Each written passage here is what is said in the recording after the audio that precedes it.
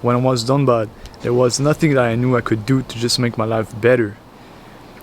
There's a book that I really wish that I could have put my hands on when I was really down bad at 16 years old, and it was the book The Subtle Art of Not Giving a Fuck. This book has a lot of valuable lessons in it.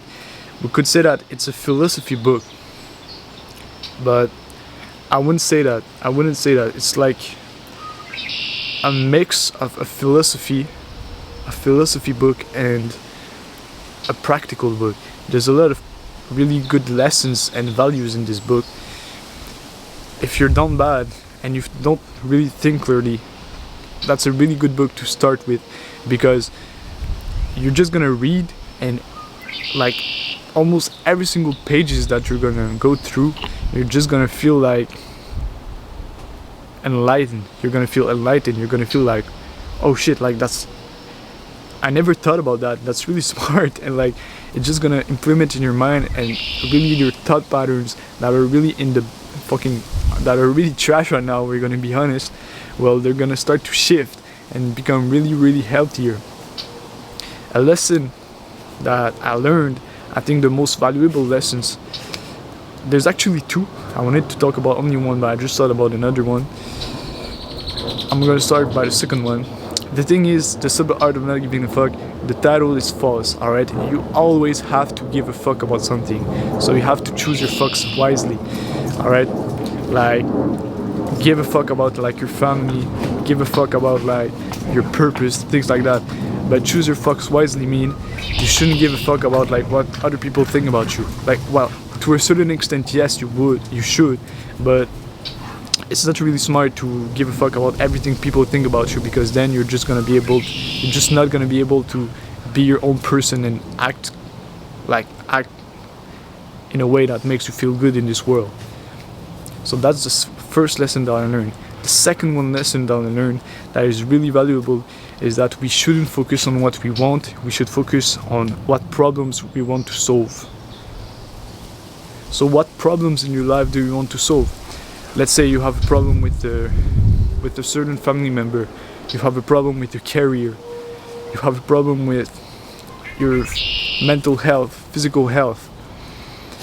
Don't focus on like what you want, I want to make money or things like that. Focus on the problems that you want to solve, and you're gonna notice that when you focus on the problems that you want to solve, you're gonna get what you want, because what you really want is the solution to your problems.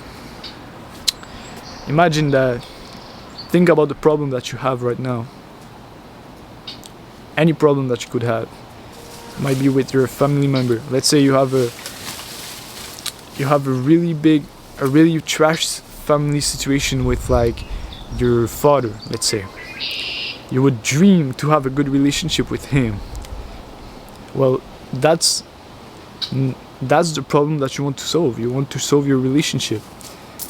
So what you're gonna do is that you're gonna take like time, maybe every week. Like I did a video on that, and I'm doing it right now, and it's really enlightening. Like practice. It's a thinking practice that I do every week, once a week, every Sunday. It can depend. Like I can do it on Saturday or Sunday. It doesn't matter, but most specifically, I do it on Sundays. And it's just that I sit down and I think for 30 minutes, what can I do to solve this problem? Every single time I have to think about at least one question, I think that I want to solve in my life, or I think that I want to get. But in this case, we should focus on things that we want to solve. So let's say I have a bad relationship with my father. I think about what can I do to make my relationship better. And you write. You can get a journal, or you can just write on your notes in your phone. That's what I do. And now you're just like, what can I do? And you should come up with some solutions. It might be like to talk it over, but it really work.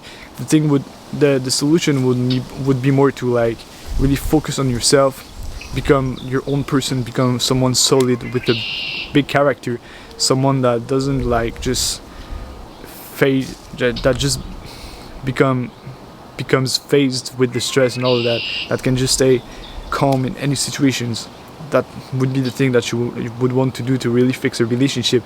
Because when a relationship is bad, it's because most likely it's two people that like don't know how to communicate with each other. So the thing that you want to do is just learn how to communicate, right? So you do that every single week. You focus only on the problems that you want to solve, and you start to shift your mind and stop thinking about what you want, but start thinking about what problems you want to solve.